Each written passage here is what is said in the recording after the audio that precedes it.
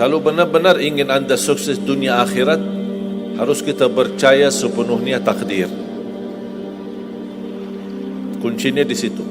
Percaya sepenuhnya takdir. Takdir itu menjadi salah satu rukun iman. Tapi banyak di antara kita yang belum percaya sepenuhnya soal takdir. Dan kita sifat manusia, mohon maaf, suka tidak adil. Contoh, kalau Allah berikan karunia, nikmat, pertama kita lupa bersyukur. Yang kedua, kita tidak pernah berkata sama Allah, ya Allah, kenapa aku dapat nikmat ini? Tapi sebaliknya, kalau kita diuji oleh Allah, kita kurang sabar dan kita bertanya sama Allah, ya Allah, kenapa saya diuji? Faham tak? Kalau kita dapat nikmat, ada enggak orang-orang yang lulus misal ujian, dia berkata, ya Allah, kenapa saya lulus ujian? Tak pernah. Tapi kalau dia tidak lulus, dia bilang apa? Ya Allah, kenapa saya tidak lulus? Ketika ditimpa musibah, dia selalu merasa nyesal atau merasa sakit hati, tersinggung. Berkata sama Allah, kenapa saya diuji? Padahal saya orang baik. Saya jaga salat, saya berusaha mendekat sama Allah. Tapi saya merasa bertambah berat ujiannya. Tapi sebaliknya, ketika diberikan nikmat, dia tidak pernah menyebutkan, ya Allah, kenapa saya mendapatkan nikmat ini? Kayaknya si fulan lebih fantas mendapatkan nikmat. Itu tanda manusia tidak adil, tidak bersikap adil. Makanya subhanallah, semakin anda mantap imannya terhadap takdir, semakin hidupmu jadi nikmat. Saya kasih contoh. Tidak ada persoalan masalah takdir baik. Itu bukan masalah bagi kita. Justru kita bertambah senang kalau kita mendapatkan takdir yang baik. Tapi yang menjadi persoalan bermasalah bagi kita adalah takdir buruk.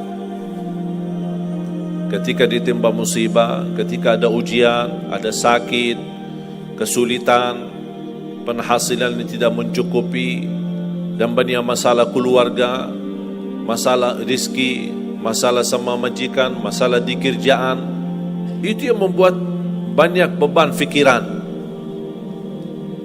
Tapi kita harus tahu, sebenarnya walaupun takdir itu ada baik, ada buruk, kenyataannya buruk, nampaknya buruk, tapi hakikahnya baik. Hakikahnya baik. Tapi kapan kita bisa tahu takdir yang buruk ini bisa menjadi baik bagi kita? Belum tentu sesaat terjadi ujian itu. Bisa jadi belakangan, bahkan bisa menjadi sekian lama baru kita tahu dan sadar ternyata takdir itu baik bagi kita. Sebenarnya kalau kita tahu rahasia takdir, apapun yang akan terjadi, kita tidak ada kekhawatiran. Karena kita tahu sesudah ujian ini pasti ada sesuatu kebaikan. Dan yakini Bapak Ibu, Allah subhanahu wa ta'ala maha baik. Allah tidak senang menyusahkan hambanya. Tapi kadang-kadang proses untuk menuju kebaikan ada kesulitan dan tantangan. Berarti intinya apa? Apa yang saya ingin sampaikan, jangan ada yang merasa sakit hati atau merasa tersinggung ketika menghadapi ujian, merasa belum terkabul keinginannya. Allah sudah kabulkan.